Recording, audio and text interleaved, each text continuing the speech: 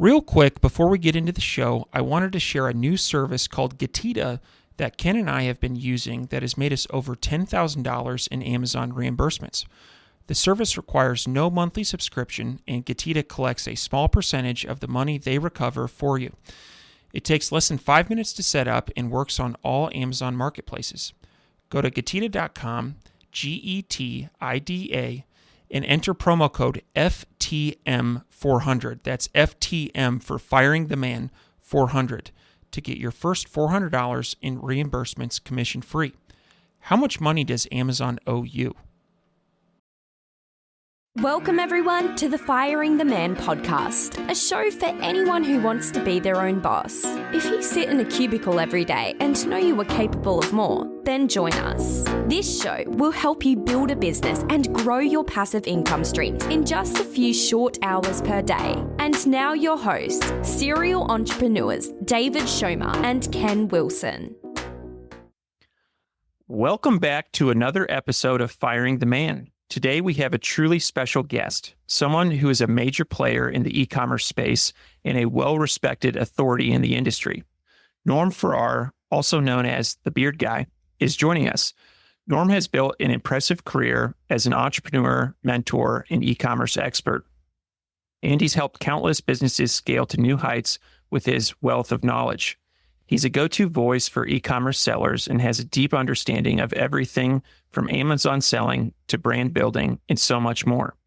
We're going to dive deep into Norm's journey, explore the strategies that have made him successful, and learn from his vast experience in e-commerce. Get ready for a value-packed episode. Welcome to the show, Norm. Hey, it's nice to be here. Absolutely. So your entrepreneurial journey is incredibly diverse. Can you tell us how you got started in the e-commerce industry and what drew you to this industry? It was a total fluke. So I don't want to bore you with all the details, but if you want to know really how I got started, I used to be involved with the incentive game, the trinkets and trash game. So we had a fairly large promotional company, mostly dealing with Fortune 500 companies. And we had one motto: on time, every time, exactly like you ordered it. And I got known for just delivering high quality, high perceived value and getting people to pay more for a pen or a coffee mug because it was always on time, exactly like you ordered it. And one day I was in San Jose, and I had about 20 offices for this one Fortune 5 that I had to visit once in a while. They were all in a bad mood. And one of the things that happened out of this was the VP of purchasing asked me, or I asked him what was going on. And he said, "Oh, these non-contracted suppliers are driving us nuts." I said, "What's happening?" He goes, "Oh, they're getting paid 280 days. Nobody's telling them up front. So they're all ticked off." And so I was thinking about this during lunch. And then after lunch, I said, "I got a solution. How about I take on the burden of your non-contracted suppliers, but I get paid in 30 days. You pay me in 30 days. That's our contract. And I'll hold them over to 90 days. You give me 5%, and I make a little bit extra having the cash in bank for those 90 days. So we agreed to it. And while I was doing this, I was paying for this Fortune 500, going out to the Formula One races, to the Masters, all sorts of things. So I got really well known, and a lot of their tech guys really loved me. So literally overnight, we became this Fortune 500's non-contracted suppliers. We were dealing with them. We were their purchasing department. So they asked me one day to come in, and they wanted to know if I could take their dealer's name, put it onto a coffee mug or, onto a pen or a keychain, but they wanted to do this in the internet. This is back in 1995-ish, 1997. It was new, right? So I said yes. I had no idea what the internet really was, but I said yes. And I called one of the suppliers that I was paying for this company. They did it for us. at a fraction of the price of what we were charging. They loved it. Other Fortune 500 saw us, and all of a sudden we were in the e-commerce game. And so, like right after that, I created a website, Creative Sparks, and it was a print-on-demand website, which was probably one out of two or three back in the 90s that were out there. And we did all sorts of branding and corporate identity, business cards, envelopes, letterhead, all that stuff. So that's how I got into the game. Wow, that's an outstanding story, and talk about getting in at the beginning. What now? Were you, I guess, setting up websites? Was Amazon or eBay? Was that even around? No, Okay. nothing was around. So I mean, we were dealing back in the day with bulletin boards.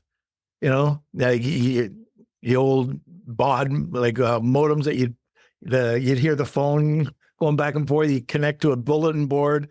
Then I can remember when it wasn't even what it was, an ISDN. That wasn't even around. It was way before that. And you're watching for this one picture, and you got everybody in the office gathered around because you're seeing this picture kind of download in about 5 minutes.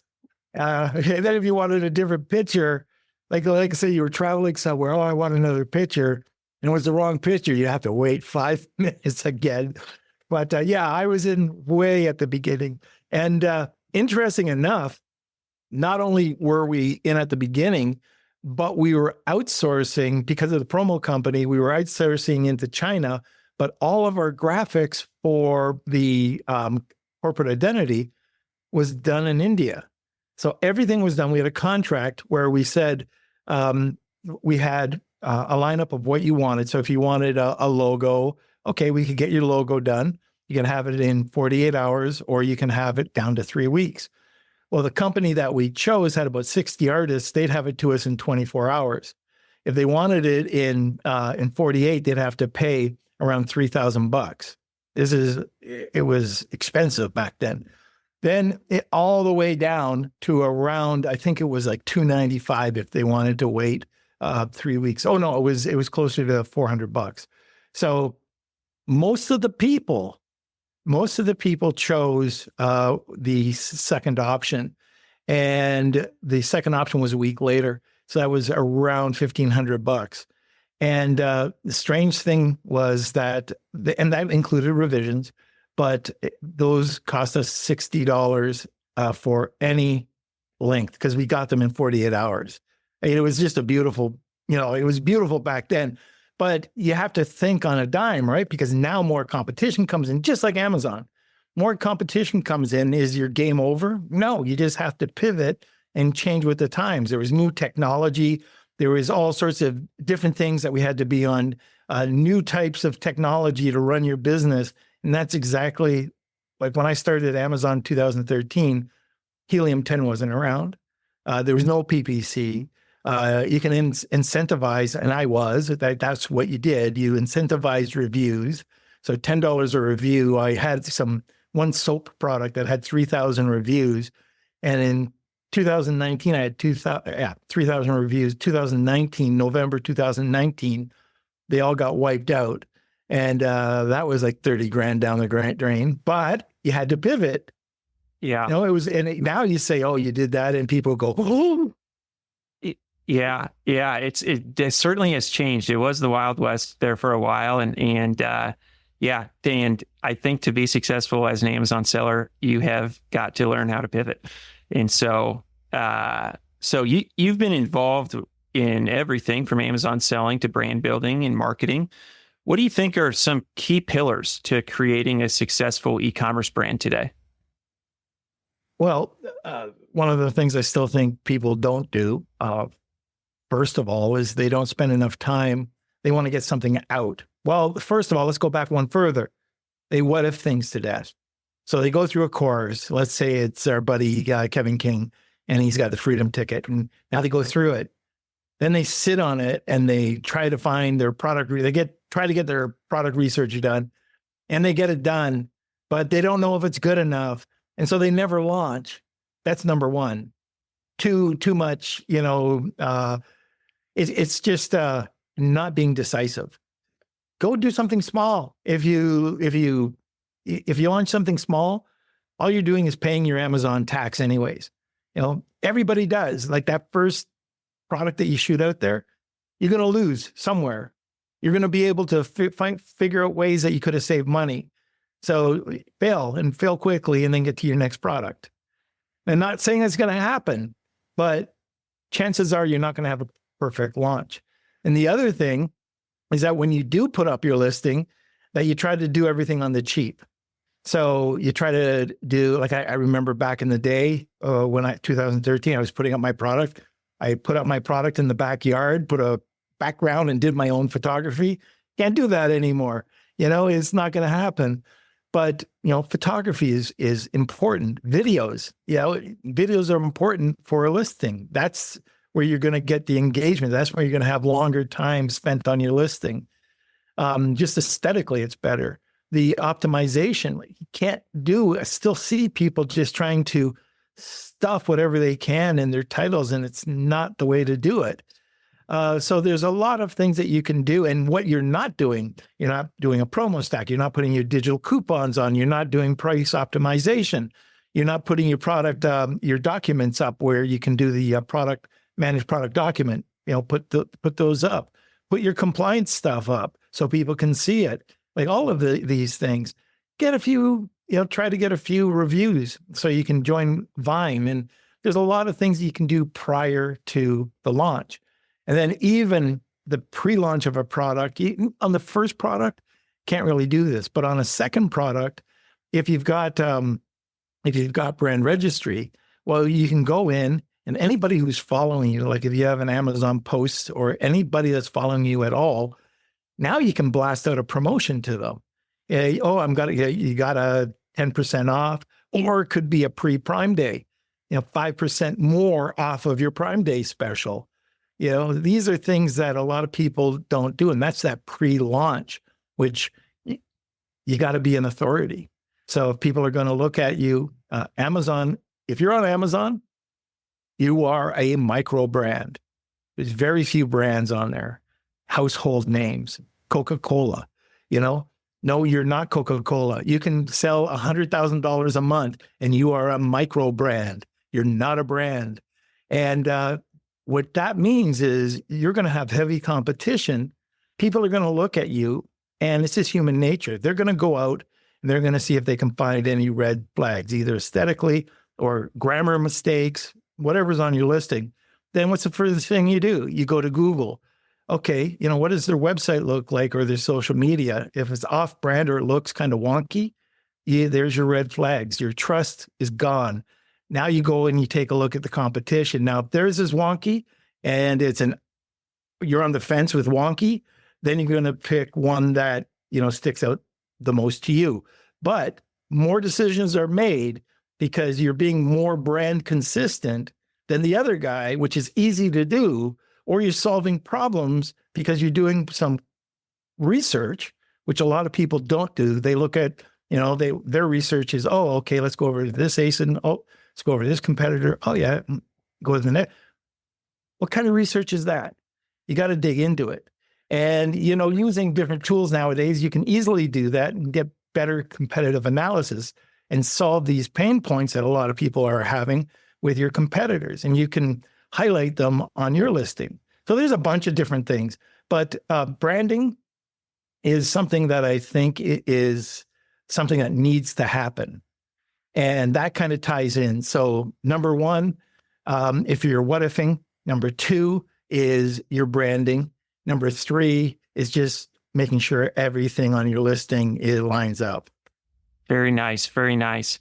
Now, I took note of you talking about building a brand rather than just selling products. What are some common mistakes you see sellers make when it comes to brand development?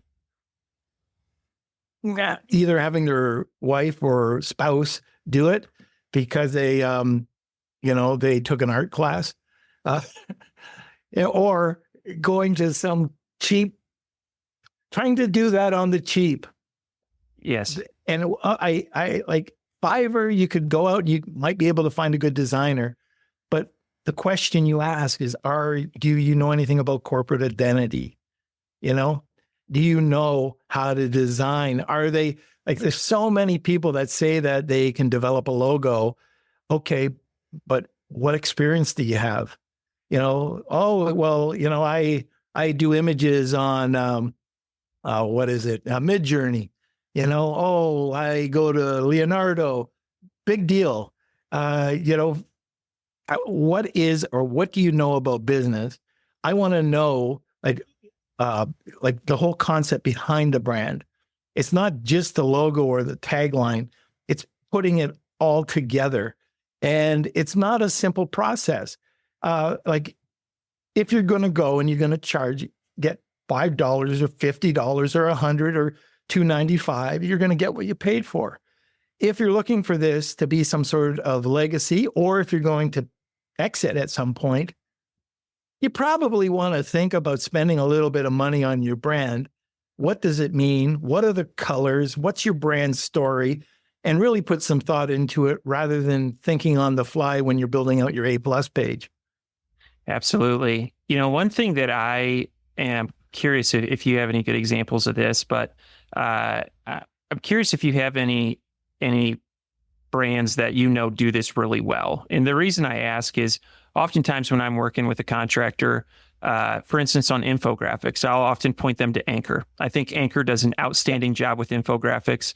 And so I'll say, I want it to kind of look like this. And so what would be, if someone's looking for inspiration on a brand that does it really well, what do you have any brands to look to? You could probably go to one of the coffee companies like Rifle or Bulletproof. I know that they've done it really well in the past. I know that there's a non-alcoholic spirit that their A+ page in their store is fantastic. It's called Damrek. And I think they do a great job with their colors, even the thought that they put into it. So if you take a look, there's a lot of oranges and blues, but they have, what do people want with their mocktails? They want to stand out. They want to feel like they're having a drink. I don't drink, so I don't want to have a water at a party. I don't want to have just another Coke Zero or Diet Coke. I want to kind of have something different. So this was perfect. When I saw it, I went, this is cool. They have recipes at the bottom. And I tried out some of their recipes. So I bought their product. Yeah. They got a sale because awesome. I bought the product because they knew their customer. And that's the other thing. If you don't know your demographic before you get into your brand, if you don't spend time with an avatar, and some people just don't know how to put this together, but if you go to markdegrasse.com, so it's MarkDegrasse, go under prompts. It's free. He's a branding specialist, and he's got a free prompt to help people understand their avatar. This used to take me quite a long time to do, and I can do this now with his very quickly. I might modify it, but I'm a branding guy. But for anybody else, now you can start with your audience. Then from your audience, you can even put it into ChatGPT. What kind of colors do you think that this audience would like? And you could start asking ChatGPT the questions. I would still try to get a branding specialist to do it. And they might use ChatGPT, but their concept of using ChatGPT and what to ask is going to be different than the seller. And the other thing I can highly recommend is if you're getting into the game and you're doing something on tennis or surfing or diving or whatever, join some groups, get the lingo down. People are going to know whether you know the subject or not. And if you know it better than the other 10 guys that haven't done the research, you'll get the sale. Very nice. Very nice. That's really good advice. You've helped many businesses scale quickly. What are some strategies or techniques that you have that consistently prove effective for scaling in the e-commerce space? Becoming the authority and doing the things that other people aren't doing. So first of all, knowing the audience, understanding the optimization of the listing, not being afraid to do a pre-launch. So we're pre-launching, we're wetting the wheel, going out to influencers, or content creators. That's a big thing right now. Content creators can really help. And you don't have to spend, you don't have to go out to the Kardashians. You can go out, get a lot of good micro influencers to start spreading the word. If you have a website or a social media and you start to build that following and that community, this is probably the most important thing I'll say today. And that is, if you have a brand, build a community. And if you don't have that community, start building. Try to get people to give you their email address, get them to, and there's nothing wrong, and let me stress this, there's nothing wrong with having an insert and having that drive over to a landing page. So many people are afraid of this. It's only if you break terms of service. And by sending somebody over and either extending a warranty or having a contest or showing them a how-to video, nothing's wrong with that. And in fact, if you use the same insert, if you're selling on Walmart, retail, whatever, nothing's wrong with that.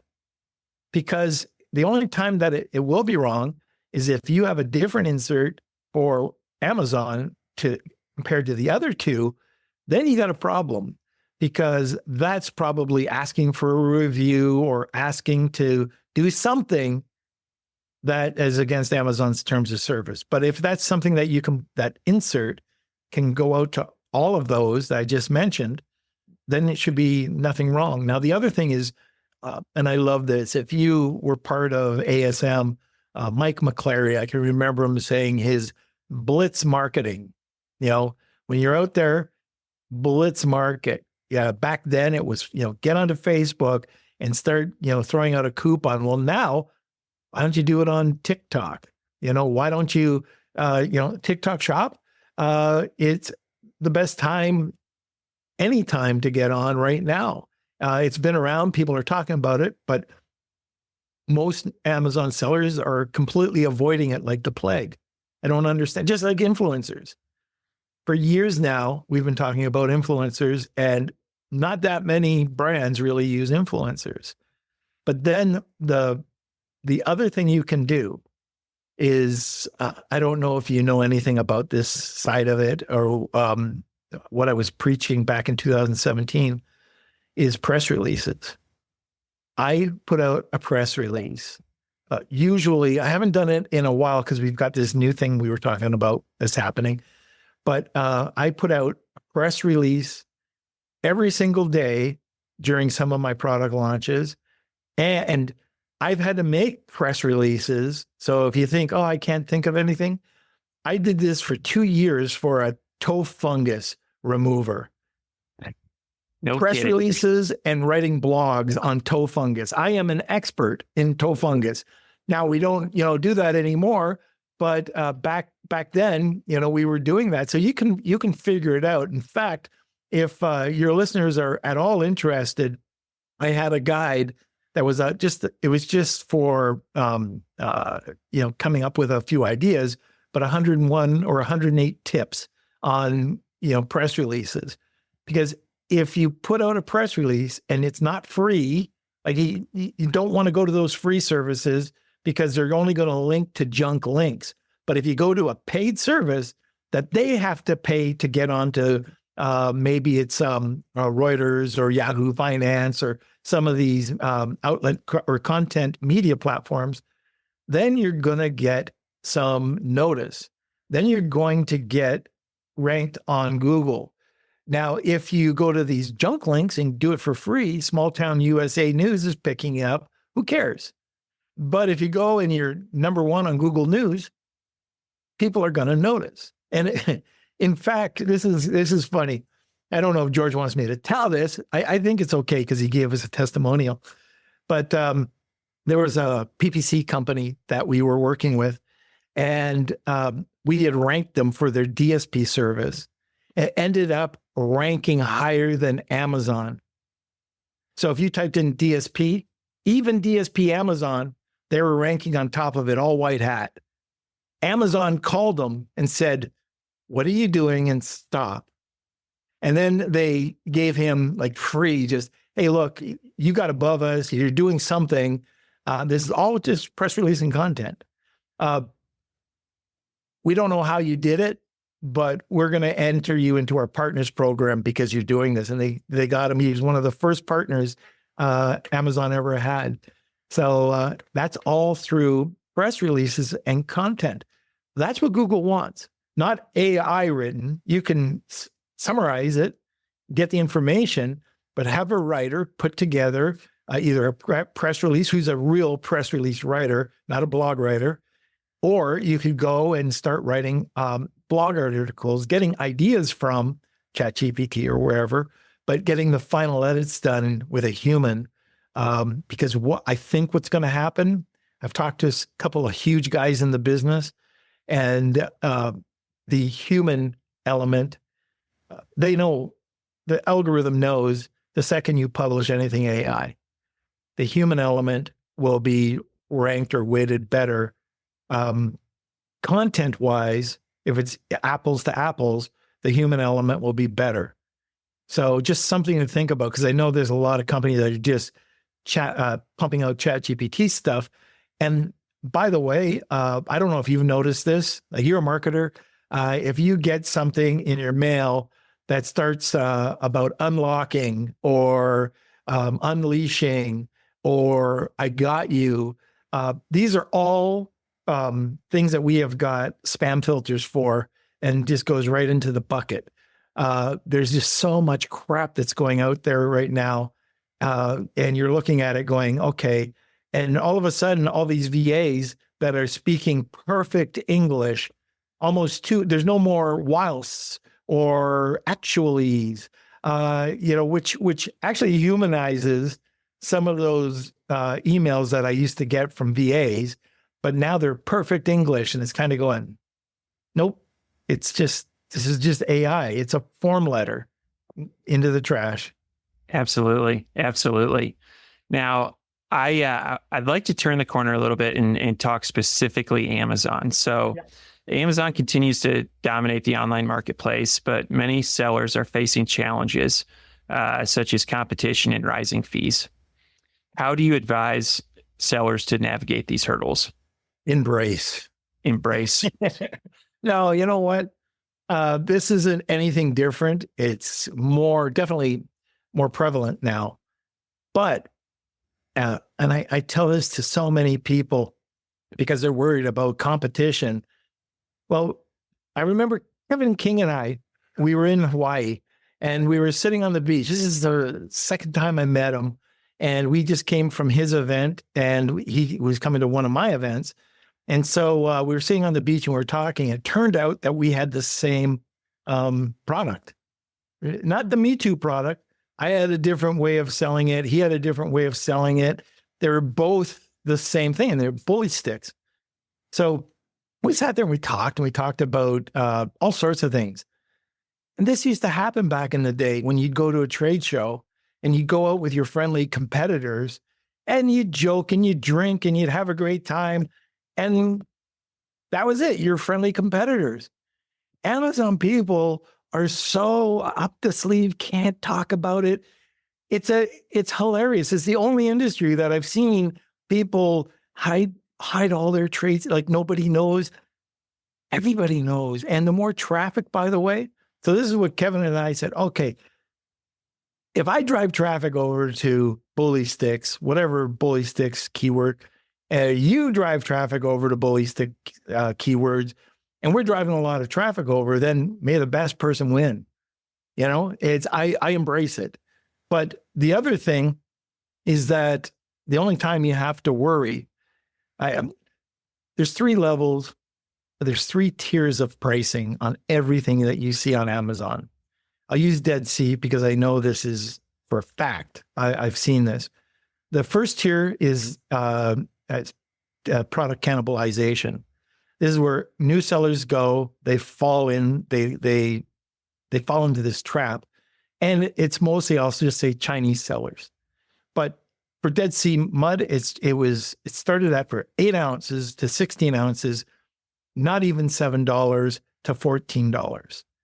Then there was a few price gaps, and went to the second tier. That second tier went from $24 to $44. And these are a little bit better aesthetically. They're better looking, and most of the sales kind of fall into that. Then there's a few prices in between, but then there's the $75 to, I think it was the $95 range. These are now the most expensive. The 95 is 3 ounces of Dead Sea mud in a perfectly packaged product. The 75 was in a better package, or just a better container.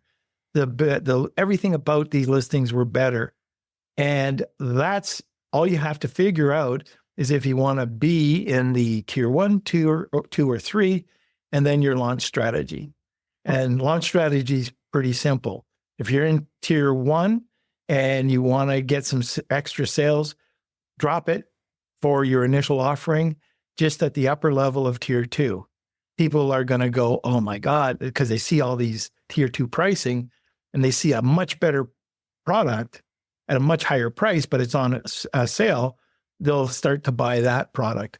Or you could go even into the mid tier. So you lose a little bit of money, but if you go, let's say, in between the 40, let's say you come out with 34 rather than 75, it's a big drop. But you think that people aren't going to look at that as value for just to get you launched? So these are all these little things that it's called perception between your logo, your name, the quality of your images, your videos, your A+, your related videos. Are you doing anything in that related video section? You can do a whole reel of educational videos, filling up the carousel, not letting your competitors fill it up. And you can have thumbnails, the how-to thumbnail with your logo, the benefits of, and fill that all up. And now it looks educational. It doesn't look like it's just all your competition filling up your space there. And get your brand feed out there. There's all these things that you can do to have a much higher perceived value, and people will hand you over. If you want, like, I know I've talked a lot about this, I can give you one quick case study. Yeah. So we had a guy come to us, still one of my clients. He's a really great guy, great brand. When he gave me his product, I put my finger in my throat. It was just, it was terrible. He had this really beautiful Damascus knife, and it was in a cardboard backed clamshell. That's just plastic. It looked like the knife it was, a $49 knife that he was selling it on Amazon for. It was $16. He was making a spread. He was making a profit. But I looked at it and I went, how would you like to double this? Well, we'll lose traffic. No, just let me do this and stand back. Let me do my thing. And so we gave him a new package. It was an outer package that kind of looked like Apple iPhone box. Then on the inside, it was a rigid cardboard that had magnetic clasp. If you open it up, there was a nice message. We didn't let the person see the knife. You had to unveil it. So you had to lift up the cover. And then there was this beautiful Damascus knife. Then we acid etched on the knife blade with the name of the company. And we took them and we went up $10 a week to $59, $69, $79, $89, $99, $109, like all the price points. And sometimes it was more because the price point didn't make sense. We got up to $124. So now today it ranges from 99 up to 124, and it's still the same cost. And so there's another thing to this story. I went to the manufacturer and I went, is there anything we can do that won't bring up the cost of goods, but makes it look like it's a higher perceived value? manufacturer came back. He goes, yep, I have a hammered version of this knife.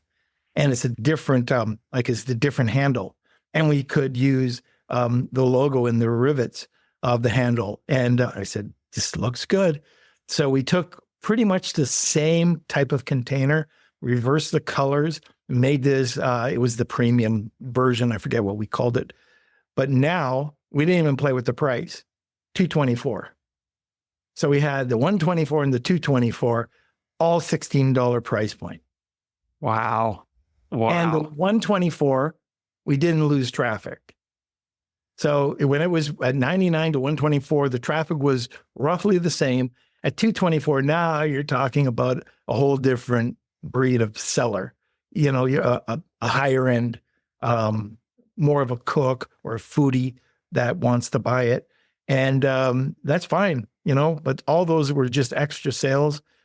Now, another thing that you have to think about when you're building a brand, how diversified, how wide can you go with this? And now we've got like a full set. There's 11 different knives.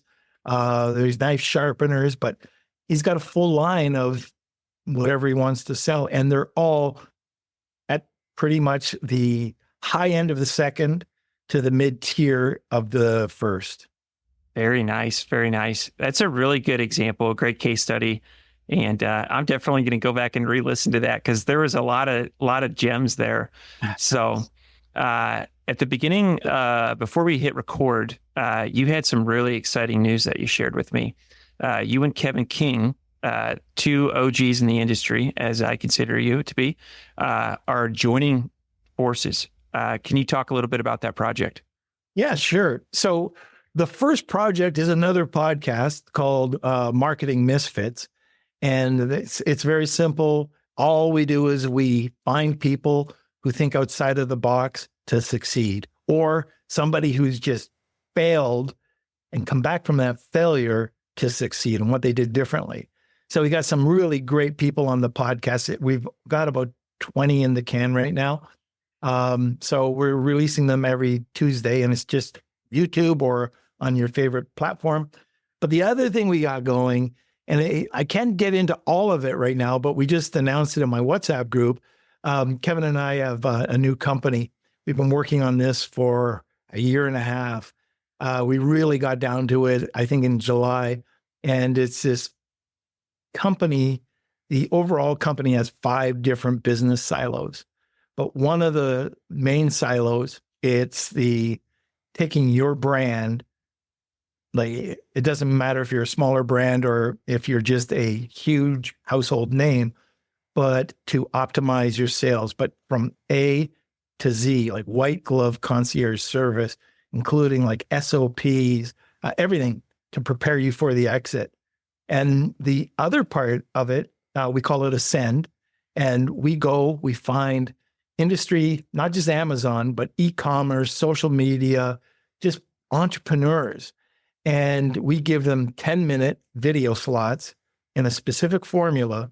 They can do more. Like, we've got one guy that's doing 5 right now. And once we hit, we're not sure exactly how many, 50 or 100, we'll start releasing them. But right now we're just putting it in a repository, and then we're going to be releasing that on YouTube. Very cool. Very cool.